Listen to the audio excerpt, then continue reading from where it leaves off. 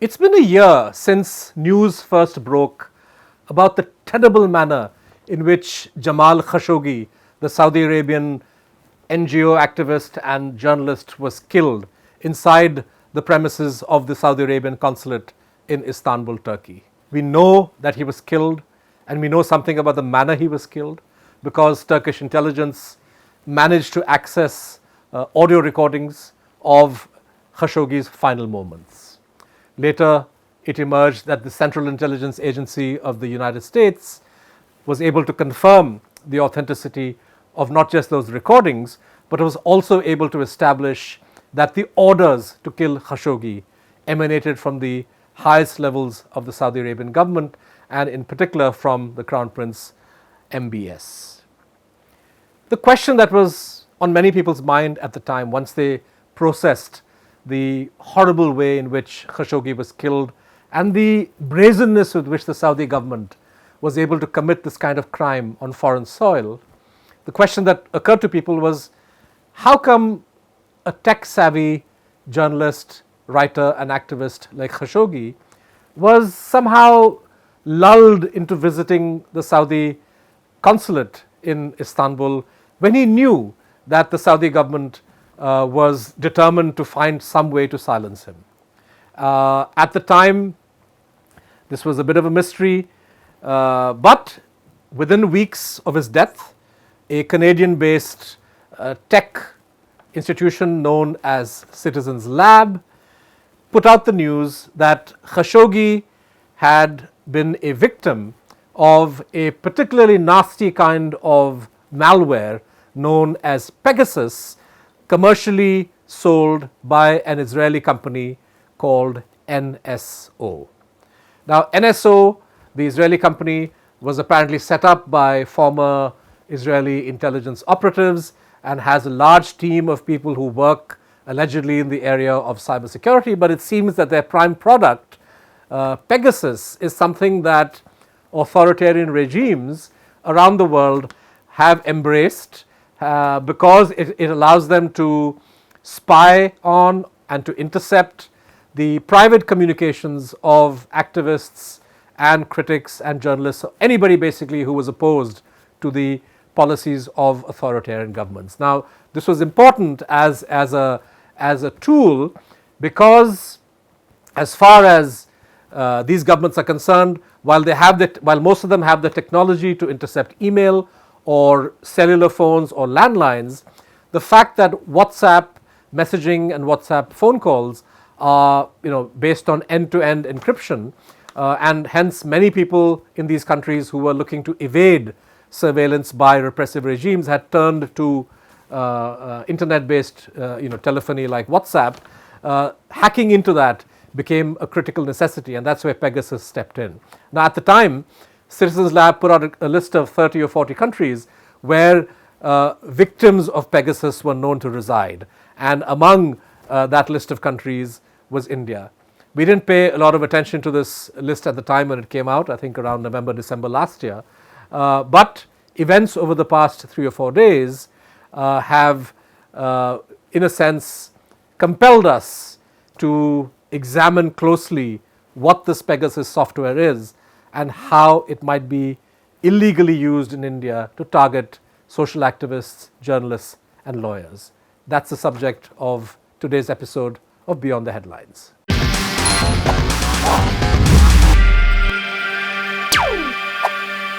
So earlier this week, WhatsApp, which is essentially an American-owned entity, filed a case in a California court against this Israeli firm NSO, citing 1,400 examples of individuals around the world who have been illegally targeted for interception by repressive governments, or in some cases democratic governments, who are using the software Pegasus put out by the Israeli company NSO. And the prayer or the plea of WhatsApp was to somehow get NSO to restrain NSO from misusing its software in this way and from piggybacking on WhatsApp's messaging service in order to illegally spy on people. WhatsApp said this was a violation of its terms of use. Now, In India, news broke when the Indian Express reported this morning that more than 20 journalists, lawyers, and social activists had been targeted by unknown people and Pegasus installed on their phone. Now, the way this works is kind of strange, but essentially, Pegasus is able to get installed on a smartphone simply by somebody who has the software making a video call to the targeted party. We are also told that new versions of Pegasus do not even require the recipient or the targeted individual to actually answer his or her phone or to click a button or to download anything. Simply getting a video call from this kind of unknown number is what allows Pegasus to infect your phone, and once you are infected, the remote operator essentially has full control over your phone. The government or the government agency which installs Pegasus is able to monitor your phone calls, your messages, not just what you send in a standard fashion over email or using a cellular network, but more importantly using WhatsApp or using even other messaging services. And clearly, since many people in India, I know for a fact, have taken to using WhatsApp for sensitive communications. I know many journalists, many lawyers, many politicians who prefer not to discuss matters that are sensitive. And by sensitive, I mean views that are critical of the government. It can be something as harmless as that. They prefer not to use the regular phone. They say, hang on a minute, let's talk on WhatsApp, and they use WhatsApp. Well, Pegasus gives the Intelligence Bureau or whichever Indian agency has been using it the means to snoop and intercept even WhatsApp messages and WhatsApp calls. This news was broken by the Indian Express that there are 20 odd names among the 1400 that WhatsApp mentioned in its lawsuit in America. And today, names of those who have been targeted have begun to come out. Now, it's very disturbing that a number of the names, we've chronicled some of them, we've documented them in The Wire today: Nihal Singh Rathore, Degree Prasad Chauhan, Anand Teltumbade. These are people who have some kind of a connection to the Bhima Koregaon case. Now, I should remind you that the Bhima Koregaon case is one of those strange cases where violence took place at an event that Dalit groups had organized to commemorate an event that is important as far as Dalit history is concerned. So violence was organized that targeted Dalits, and this violence was organized by caste Hindu groups and caste Hindu activists, but the cases ended up getting filed against Dalit activists, and it was said that the violence that emanated from Bhima Koregaon was part of some kind of bizarre plot involving the Maoists and involving Dalit organizations and Dalit activists. And the police began their investigation and they arrested a number of people, and soon after the arrest they announced that all of these activists are somehow involved in a plot to assassinate Prime Minister Narendra Modi. The basis for this claim is a document that they say they recovered from the computer of one of those who was arrested. The arrested persons and their lawyers and others, independent observers have disputed the veracity and the language of that document. But let's set that aside for a minute. The fact that it now emerges that a number of lawyers and individuals connected to the Bhima Koregaon case have been targeted using Pegasus tells us that clearly, as far as the government of India is concerned, illegitimate means have been used to somehow frame or target these people, and that the government does not intend to rest simply with having filed this case, but it would like to try to involve more and more people in this kind of charge. One of the people who has been targeted, Degree Prasad Chauhan, spoke to us and said that he sees a very clear pattern in the way in which surveillance of this kind has been used. He said it's clear that this government intends to target Dalit activists. Let's listen into what he said. अभी जो cyber attack हुआ है और जो WhatsApp पे जासूसी की जा रही है और बहुत सारे भारत में मानवाधिकार कर्मियों, सामाजिक कार्यकर्ताओं के फ़ोन नंबर सर्विलांस में रखे गए हैं, उसका मैं भी एक शिकार हूँ। मुझे 26 तारीख को एक ईमेल मिला और उसके बाद व्हाट्सएप मैसेज में अलर्ट भी आए। बस इस पे मुझे एक बात कहना है कि जो ज़्यादातर दलित मानवाधिकार कार्यकर्ता हैं, दलित समुदाय से बिलोंग करते हैं, उन लोगों पे ज़्यादा निगरानी की जा रही है। वजह साफ है कि जो समाज सदियों से शोषित पीड़ित रहा, वो एक मुखर होकर अपनी बात रख रही है, अपनी आवाज़ उठा रही है और जाति उन्मूलन और जाति विरोधी आंदोलनों में, ताकि एक समानता आधारित समाज की व्यवस्था कर सके, एक नए तेवर के साथ वो आंदोलन में शरीक है। और इस वजह से, और दूसरा चीज़, जो लोग सदियों से जो समुदाय वंचित रहे शिक्षा से, वो संचार क्रांति के बाद वो मतलब अपनी इतिहास, अपनी पहचान, ये सब ढूंढ कर ये पढ़ लिख रहे हैं व्हाट्सएप सोशल मीडिया के माध्यम से। तो इसको भी कहीं ना कहीं पाबंदी और रोक लगाने की एक नियत के साथ ये सब कार्रवाई हो रही हैं। लेकिन जिस तरह से दलित आंदोलनों, जाति विरोधी आंदोलनों और दलित कार्यकर्ताओं पे इस तरह की निगरानी और साजिश और जासूसी और हमले, साइबर हमले किए जा रहे हैं, तो वास्तव में चिंताजनक है। Now the question arises about the legality of the use of Pegasus.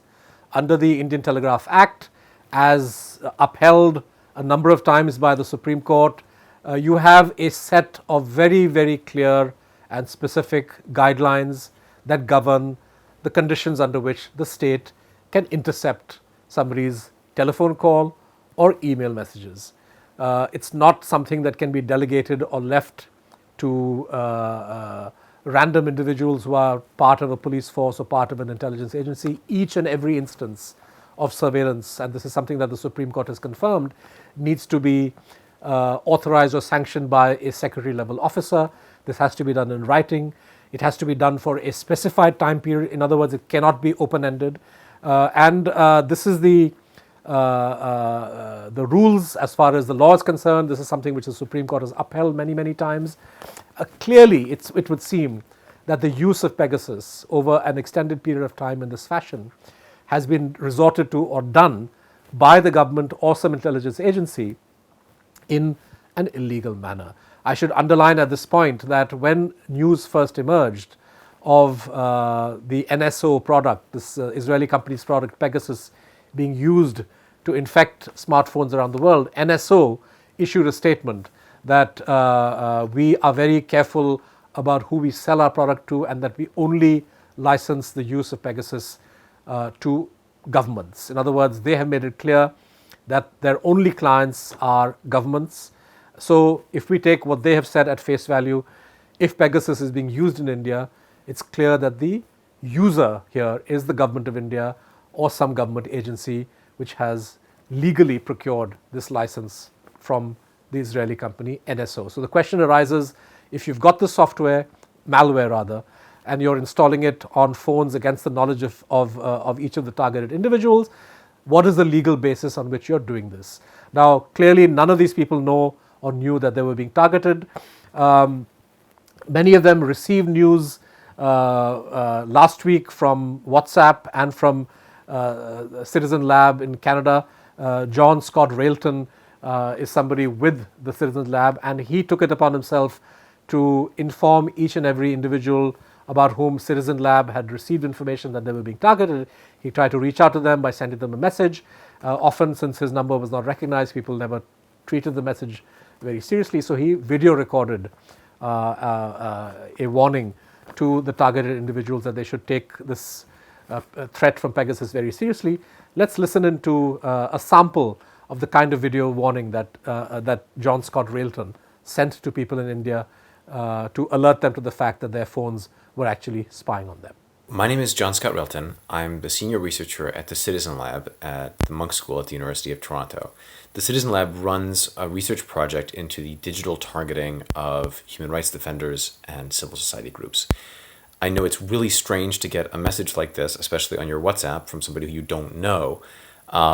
So what I encourage you to do is Google my name and face, John Scott Railton, at Citizen Lab. You'll find that I look exactly the same on Google. And then I think we should talk right away about a digital security issue. So we've looked at the dimension of this problem, and we have raised questions about the legality of this. I would say it's still, the onus is on the government, because if indeed Pegasus is being used in India, then clearly it's being used by the government. It's up to the government now to say on what legal basis they have actually sought to use this malware, and they should really now come clean about the fact that they have deliberately sought to target all of these individuals. They need to explain why they have zeroed in on individuals, including lawyers, connected to Bhima Koregaon. They need to explain why a journalist like Shubhranshu Chaudhary, who worked earlier with the BBC, why has he been targeted? On what possible basis are you intercepting his calls? I think this requires the utmost transparency. It's not enough.